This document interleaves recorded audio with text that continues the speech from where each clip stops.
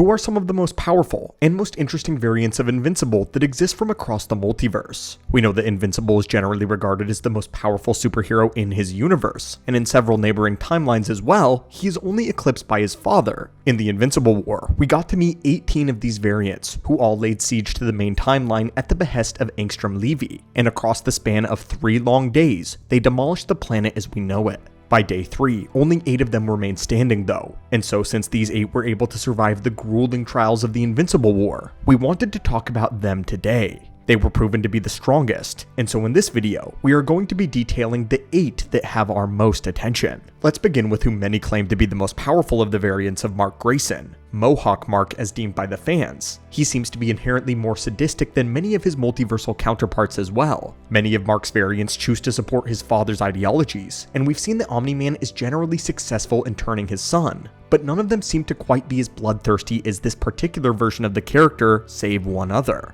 There is a distinct difference between Mark being emotionally removed from humanity like many of his counterparts, and outright reveling in destruction and murder. At one point, Mohawk Invincible even pretends to be his mainline counterpart. He even goes to the Grayson household begging for help of his mother Debbie. His intention is to draw Debbie out by making her think that he is severely wounded, and this is a level of emotional malice that we don't see from barely any other variant, at least not to this degree. Emotional disconnect is common among Marks, but this is extreme. On his Earth, he is actually the current emperor of the Viltrum Empire due to his royal blood, and he has spent many years systematically stripping Grand Regent Thrag of his support by leveraging his connection to Emperor Argyle. Mohawk Mark successfully staged a coup against Thrag, who was forced to create his own legion of rebels in order to resist this version of Mark and his Viltrumite supporters. His desire for conquest, however, bled beyond the main timeline, and so Angstrom Levy offered him the chance to conquer more than just his Earth, and he jumped at the chance to completely steamroll Thrag in his pitiful rebellion.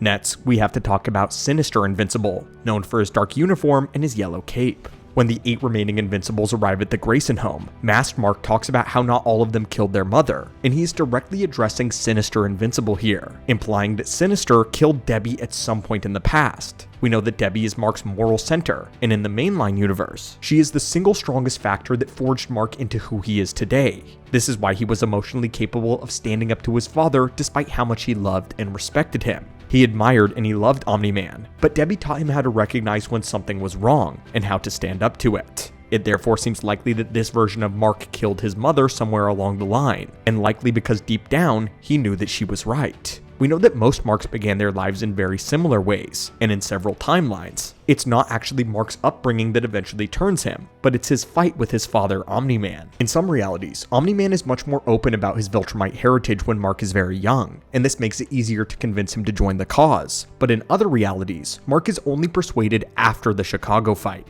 We don't currently know how much of this is true for Sinister Invincible, but since he killed Debbie, we are inclined to believe the latter if he truly did this to silence her. If part of him knew that she was right, and that it was going down a darker path for the Earth and humanity, then instead of confronting his faults, he may have chosen to solidify his allegiance to his father, doing so in the most morally despicable way possible. But Sinister Invincible is interesting. We know that this allegiance, however, didn't last forever, because this is the very same version of Mark that admitted to killing his own father as well. Again, unfortunately, we don't know the specifics, but if he was wholeheartedly engrossed in the Viltrumite culture, then it may be a case that he took the message of survival of the fittest to heart. He regards Oliver as an inferior Viltrumite half-breed, indicating that Sinister Mark holds his Viltrumite heritage in high esteem, and he so likely believed that only the strong should survive. This could have been the catalyst for why he finally challenged Omni-Man when he got strong enough, living under the mantra, "Only the strong shall rule," and Omni-Man was now a relic of the past. Going back to Masked Invincible, however, let's cover him next, because he actually seems to be one of the most peaceful Invincible variants. We know that he is only here because Angstrom promised him that he could bring his mother back to his home timeline, proving yet again what a strong and an integral moral center Debbie is for Mark's development. What's interesting about Masked Mark, though, is that he tells Oliver that he has to earn the Omni-Man logo on his chest, implying that this version also has a great respect for his father, proving that in this universe, both can be true. He can love both of his parents at the same time despite drastically different, diametrically opposed worldviews that the two hold against one another. If he is here, then in the Amazon series we may see a case where Masked Invincible is actually looking for a redemption arc, trying to embrace the past, though it is unclear how he can harbor such respect and admiration for both of his parents since their views seem to be inherently incompatible with one another. Maybe he just simply misses his mom. We do know, however, that one particular variant clad in red and white certainly respects his father enough to model his entire suit after him. Unlike a few of these other variants, Omni Invincible doesn't seem to have much of a comic book presence at all, so we'll have to use what we see from the Invincible War adaptation of the Amazon series and make some educated guesses about his origins. The first thing we want to highlight is his personality, which is much more reserved and controlled than some of the other Invincible variants. We know that he despises swearing and is much colder when he speaks, implying that his domain is ruled out of respect rather than fear. There is no question that he will deliver whatever consequences he sees are necessary, but he doesn't seem like he's an aggressive or a brash variant, namely Mohawk Invincible and a variant commonly referred to as the Veil Invincible, which is the one we see partnered up with him when he faces off against Mark and Eve. We do know that he hates Eve though, and he even says that he has always hated her, implying that even when he was a hero, he was still harboring a grudge against her for one reason or another.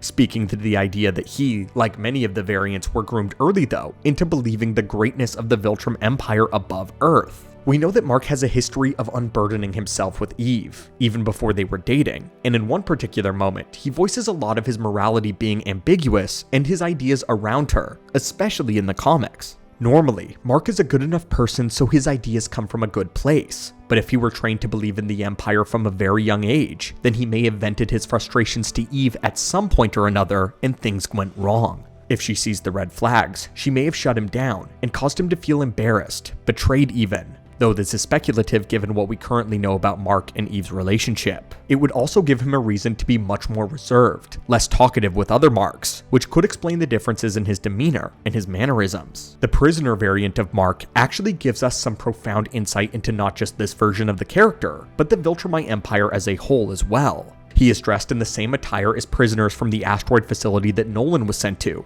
except this variant is badly burned. We see in Season 3 that the only way to execute Nolan is for two Viltrumites to do so by hand, and the guards don't have an effective way to kill Alan, who is said to now be on par with a Viltrumite. In the comics, however, we do know of one way that a Viltrumite can be burned this badly, and we believe it speaks to an event that won't be adapted until probably Season 5 or 6 of the series. Minor spoilers lie ahead in the comics, but in the original source material, Mark and Grand Regent Thrag have a fight that takes them to the center of the sun, and here, we learn that the depths of the sun can burn and scar Viltrumites with prolonged exposure. We therefore believe that this Mark comes from a timeline where he lost this fight with Grand Regent Thrag, and following, the Viltrum Empire hauled Mark off to an asteroid facility after suffering severe burns in the center of the sun. Other than that, we don't really have much to go on what could cause this physical disfigurement, since Season 3 goes out of its way to show us that he can swim in lava and is just fine. So exactly what damaged this version of Mark is unknown.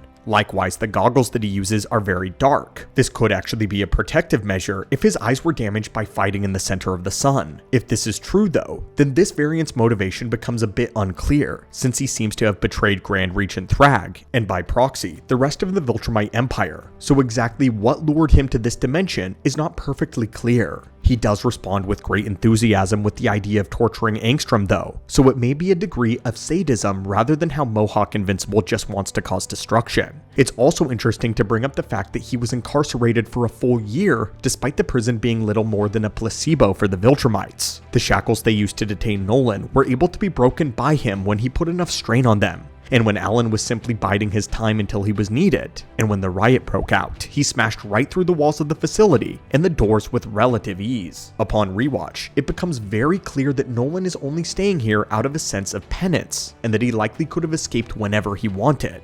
This leads us to believe that Mark could have done the same. Since he did not though, we are left to wonder how long his recovery took, and if he was unconscious for a significant portion of this year. so if he attempted to escape early and was not at full strength yet, this would lead us to believe that the prison was unable to be broken out of. This is actually a phenomenon that we see quite often with circus trainers who train large animals from a very young age. This includes lions and elephants. Throughout the animal's life, circus trainers will not change the chains that they use, because the chains are strong enough to hold animals where they are young, even though they cannot restrain fully grown elephants and big cats. Since they learned though at a very young age that these chains were unbreakable, the animals never attempt to do it once they reach adulthood. They are simply conditioned to believe that their bonds cannot be broken even though they are stronger. Moving on though, that leaves us with just 3 more invincible variants, and 2 of them have one key factor in common. The first is Viltrumite Mark, who is dressed in standard issue Viltrumite whites, and the other bears the Viltrumite royal crest on his shoulder. This implies that Viltrumite Mark was invested in the Empire from a very young age, and rather than just conquering Earth, he likely joined the ranks of Viltrum's finest in order to traverse the galaxy in order to spread the glory of the Empire. He doesn't, however, have a mustache, which of course is customary for Viltrumite males, indicating that he may still be in the initiation phase before completely being accepted by his brethren into the Empire. There is a variant though who does have a mustache, but he gets killed before day 3, so it's possible that these 2 variants are remarkably similar, with one just being a little farther on in their journey.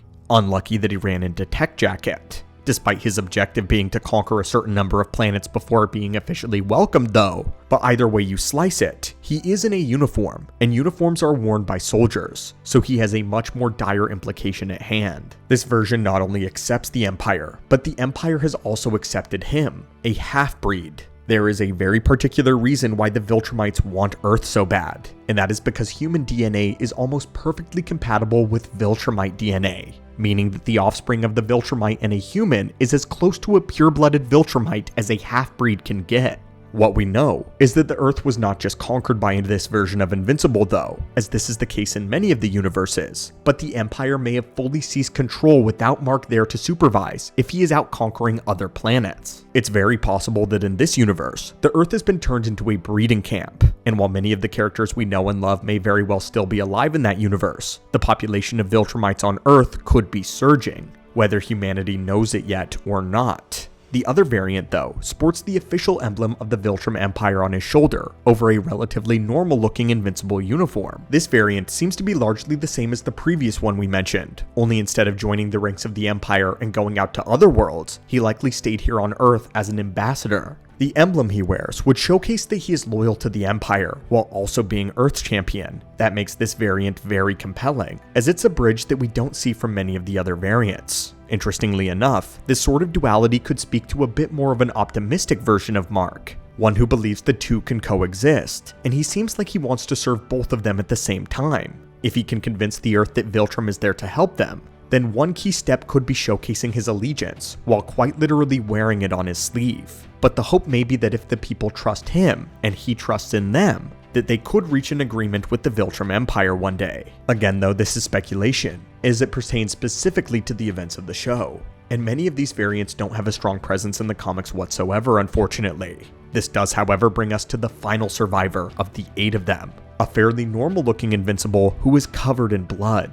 The only details that we have about this Mark is that he no longer wears a mask, and that he misses William, which is not a lot to go on whatsoever. We do know that Angstrom tells Mark that in almost half of the realities that he has visited, Mark's identity is public, which probably lines up with the Maskless Invincible's homeworld. We also know that something tragic must have happened to William, but much like Masked Invincible, the fact that this one feels grief and remorse is a pretty good thing. It means that his morality has not been completely broken by Omni-Man, and that he does in fact still have a soul, so he may be able to be more altruistic, even if he has to do terrible things. We believe that he and Masked Invincible are cut from the same cloth, and while one hides his face with shame, the other accepts a public identity even though the two of them are bonded by loss. They are the two that seem to have the most emotional depth to them, the best chance at potentially being redeemed later down the line. All of these variants, however, seem to show different sides of the same Mark that we know and love, just steered and altered by different life events that could very well happen to our own Invincible.